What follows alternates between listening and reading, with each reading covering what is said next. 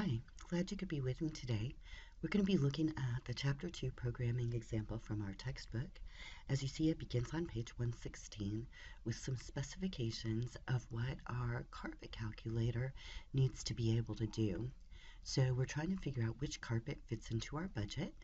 We're designing an application to determine what it would cost to put new carpeting in a single room. They're giving us the dimensions of the room, and we have narrowed it down to a couple of different carpets, and we're going to basically display the cost of each different carpet. So let's go ahead and get a little bit more familiar with our requirements here. You'll see that we have several data elements or variables that we're going to require in our program. The length of the room in feet, the length in inches, width, number of square yards, some awesome data elements that they have all lined up for us. They've given us the type specifications, what kind of variable name they want these items to have, and what the domain is for each of these data items. What are the possible range of values that we're going to allow in these different variables? We're also going to use a few constants in our program, and remember, a constant is something, data variable whose value does not change throughout the execution of your program. Next, we have a little display of our desired output. We want to know what Berber is going to cost and what a piled carpet is going to cost. Our flowchart shows that we're going to calculate room length, room width, finally getting a number of square feet, calculating that into a number of square yards. Looking at our carpet price, notice the on-page connector for the flowchart here to continue on at the next column. We're going to calculate the total cost, and then we're going to write out a message to the console explaining what those costs are. Now we're going to change our carpet price and calculate another total cost and output the price of the different type of carpet. So first we're going to calculate Berber, then we're going to calculate pile carpet cost. So we have a lot of things in this program that are going to be very specific. It's an early program. Next, in our book, they supply some of the different algorithms and calculations we're going to need. Then a carpet calculator class diagram for our program, and this is a great thing. It's the first time we've seen this. With a class diagram, we have the name of our application's class in the top heading. Then we have all of the different data items, class variables that are required by our class listed, and what kind of data type they are.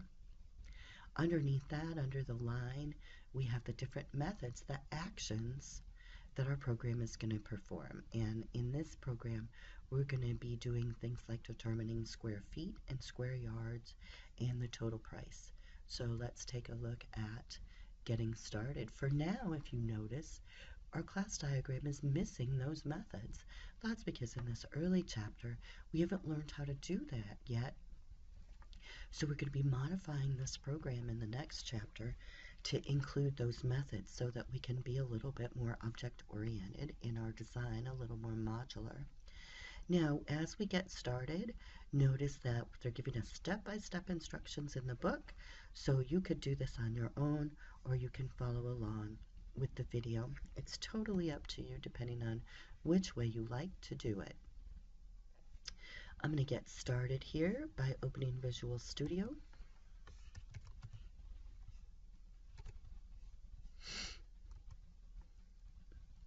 Sorry, I have a cold. Now I'm going to create a new project, and I'm going to go off here to the side a little bit and look at my hard copy of my textbook.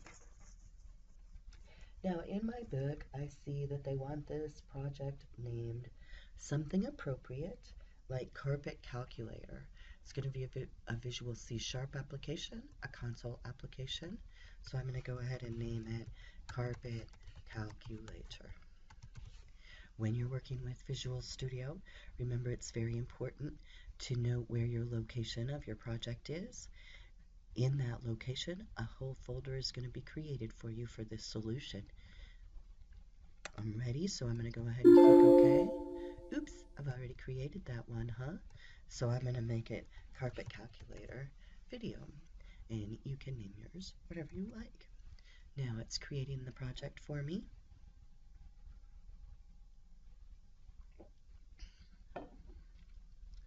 And I see over here in my Solution Explorer that I have my program.cs file that I'm going to work on. Looking at page 122 and 123, in our book they're asking us to eliminate these extraneous directive statements, which we don't need. So I'm going to put in are using static system.console. And remember, by including this static class in our code, I don't have to type the word console, the class, when I'm using console methods like read from the console and write to the console. So that's going to help me a little bit. Now, in our book, they ask us to change the name of our .cs file to one that's more representative of the application's operation, such as carpetcalculator.cs. And in our book, they say be sure to answer yes when asked if you'd like to perform a rename in this project of all references to the code element. If you don't do that, you're going to have a messed up project. So I'm going to right-click on program.cs, and I'm going to choose rename. And notice I only want to rename the file name. I want to leave the file type as .cs. So I'm going to name this Carpet Calculator. And I should get that message. Are you sure? Would you like to rename all projects? Yes, I would. Notice how it changed my class name over here in my code. So we know it changed a lot of different things. It's very important to let Visual Studio take care of things like that for you, because at this point you don't know where all those different linkages are, and there are several of them. All right, we're ready to begin this program. I'm going to put some documentation for my class, and as we talked about in class, I'm going to use XML documentation instead of the comment blocks that are shown in our book. So right at the beginning of this class module definition, I'm going to put 3 slashes, and when I press enter, I'll get my XML documentation header and footer dropped in. I'm going to go ahead and do it a little differently. This is Carpet Calculator. Put yourself as the developer. As you're learning, you will be copying things from others, but you are the person who has done this for the grade. I'm going to put the date in and then the purpose. This program will calculate the cost of different types of carpet. Now I'm going to come down to my main. Notice that I put that documentation at the class level, and I may want additional documentation at the main level, my main method, but at this point I'm just going to get started following the code that's presented to us in the book. So I want to declare my constants.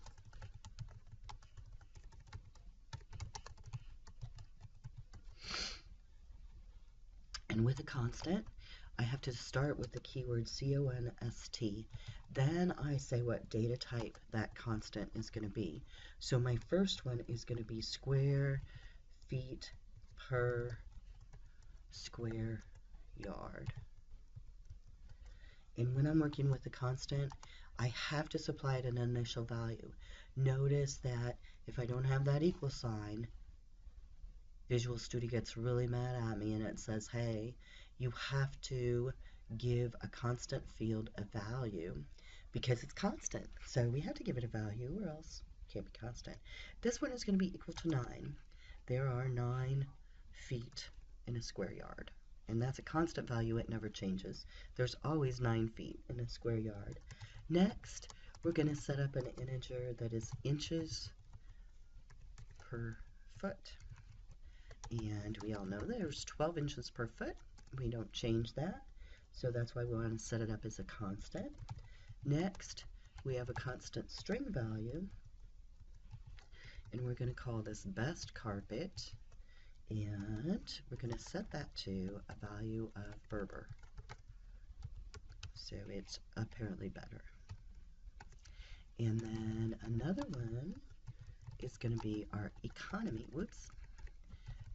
Our economy carpet.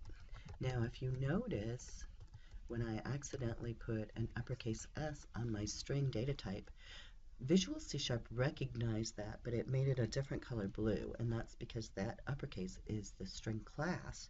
So I want to be careful that I'm using the right type of variables. All of your variable types should be this darker blue. If they're not turning blue, if they're turning a different color, double check your typing because you might have a problem with case or some other sort of thing like that. Alright, so I'm going to set this one to pile. That's going to be the cheap carpet. And it turns green from red, and now it's saying that none of these are used anywhere in my code, which is fine. Now I'm going to go ahead and declare some variables. Constants are variables also, but they're kind of a special type.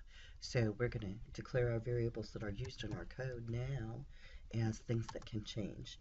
We have some integers, and we're going to name room length feet. We're going to set to 12 because we've decided this was going to be a 12-foot room. Room length inches. And I'm just looking at the book and it says 2. So 2 feet 2 inches. Room width feet equals 14, and room width inches equals 7. As I've declared these variables, notice some things about our variable declaration. First of all, we only specify the data type once as int, and then we have commas after each of our different variable declarations. That's a perfectly legal way to declare our variables. We have a semicolon at the very end. We also could use the word int, the data type, for each of these variables and put a semicolon at the end of each statement. Or we could have it all on one line being really, really ugly code with commas in between the different variable names in the same way. So this doesn't have to be on separate lines of code, but in order to be nice to the people that are following along after us, we're going to try to use some nice coding practices, making things easy to read as our book suggests. Now we also have some declarations for some double data type variables. Room length. Didn't quite do it as pretty, did it? Room width, carpet price, and if you notice, the IntelliSense editor has noticed our indentation and is really being helpful with us. Num of square feet, and num of square yards, and then total cost. Those are all our double data type variables. So we're through with all our variable declarations. Now we're going to process our data. And we already have some data to process because our integer values were set for us at the beginning. We're not prompting the user for these values or anything in this version of our program. So the first thing I'm going to calculate is my room length. And I'm going to say that equals our room length in feet plus, and stay with me here for a second and then I'll explain what we're doing, plus our room length in inches divided by our constant inches per foot. Now, why did we put that word double in front of there? Well, because our room length in inches is an integer, and our inches per foot is an integer. But if we had some sort of decimal from that division, we want to keep that. So we're casting it as a double. That's casting that data as a double type variable, so it will keep the decimal place for us, because when we're working with integers, we're going to lose that decimal place. So we've used our constant, inches per foot. We're taking our room length in inches and getting that all figured out here. Now we're going to do the same thing with our room width. We have to worry about feet and inches.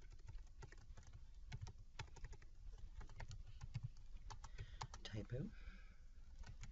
Room width, feet, plus,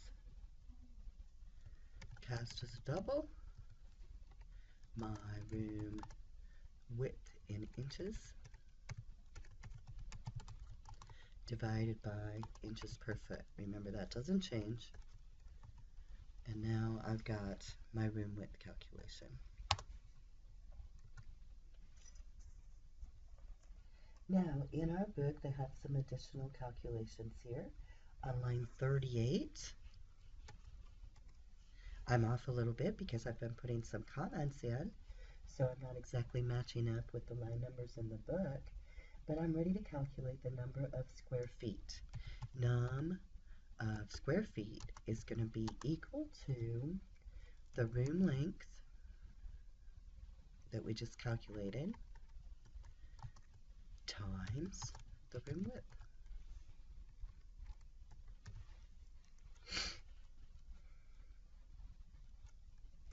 Now if I want to turn that into square yards so that I can compare it to carpet cost, I'm going to take the number of square feet and I'm going to divide by our literal square feet per square yard. So if I take the square footage and divide by 9, that's going to tell me how many square yards I need, because square yards are bigger. So again, when you're working with a lot of calculations like this, your users may supply the calculations for you. You might have to do a little research into the math, but usually you're going to get this kind of information given to you. Now we're ready because we've got now how many square yards of carpet we need. We're going to go ahead and set our carpet price up for our Berber, and that is $27.95. So I'm going to go ahead and put a comment in here, calculate cost of Berber. So I'm going to set my carpet price equal to $27.95. Notice this is just exactly the same as if I type $27.95 into the formula itself, but I'm going to be able to change things a little bit easier later on by setting up this total cost variable. So now I know my total cost is going to be my number of square yards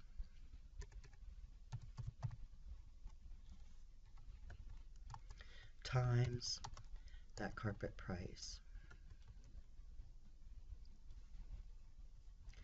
That's going to give me my cost for Berber. So let's output that to our user. So we're going to use the right line command.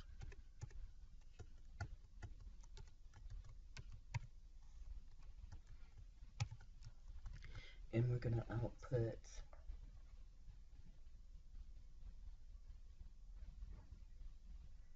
some formatted output. So first I'm going to use a column that is 12 wide,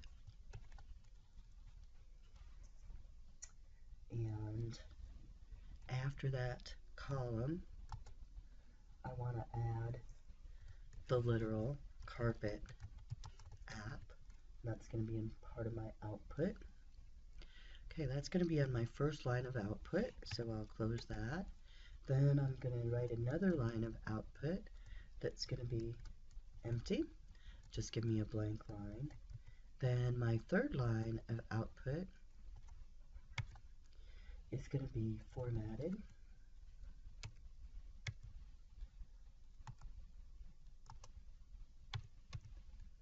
What's that going to do? Remember to use a curly bracket. R0 with field minus 7. Then next we want our first field to be 8 wide, formatted as currency. So let's see how we're going to output our data here. So what we're wanting to format with that format output, first our literal that says this is the best carpet, then a colon, and that will be our first parameter. And then in our second formatting parameter to be formatted as currency, we want our total cost. Now I'm not quite done with this program yet because I still need to calculate and output the cost of the regular pile carpet, but I feel like it's a really good time for me to test it because I have some output here generated. I'm going to go ahead and put in my read key statement to pause the console at the bottom, so that'll be read, and I'm going to go ahead and use read line because we figured out Hypergrade likes that a little better. My program looks ready to test. I'm going to run it, and I should see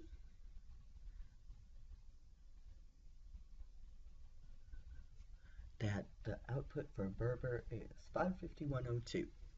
And checking my book on page 125, I see that that's correct. So I'm go ahead and continue on and output the cost of the pile. So I'm going to copy this code, Control C, and then up to you how you want to do it. Control V. Now I'm going to make sure that I update everything properly. And this time I'm going to be calculating the cost of pile. So my carpet cost there is $15.95. My total cost calculation is the same. And my output line here is the same except for right here I want to output my economy literal instead of my best literal. Total cost, and then my read line statement is now down there at the bottom where it needs to be. So let's try it. And I'm getting the word carpet app again. I'm not supposed to have that. And I've got something wrong with my calculation according to the book. So let me double check. Right here, I need to get rid of that right line because I did not want to write that out again. And I didn't type in my cost right, did I? My carpet price was supposed to be $15.95, not $25.95. Well, that should fix my problems. Let's see. And yep, I'm looking the same as the output in the book, except that I have a blank line here in between the two that my book doesn't show. So I think that I need to delete one more line of code right here, this second right line that outputs without anything. Let me get rid of that because I don't need that blank line in my output. And let's try one last time, hopefully. And yeah, it looks great. I've got carpet app, Berber is 55102, and pile is 31445. This is a pretty complicated app for one of your first ones. So let's save it, and we're going to refer back to it and use it in the future. Thanks so much for joining me. I hope that this was helpful, and I look forward to seeing you in the next video. Bye.